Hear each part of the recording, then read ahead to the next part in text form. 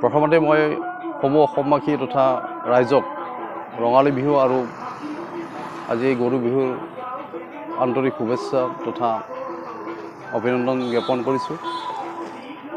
আমি 19 সংখ্যক সমন্বয় ৰঙালী বিহু আদৰণি সন্মিলন সমিতিয়ে আজি এদিনীয়া কাৰ্যসূচীৰে আমি এই বকুলতলত সমন্বয় ক্ষেত্ৰত আমি বিহু উদযাপন কৰিবলৈ লৈছোঁ।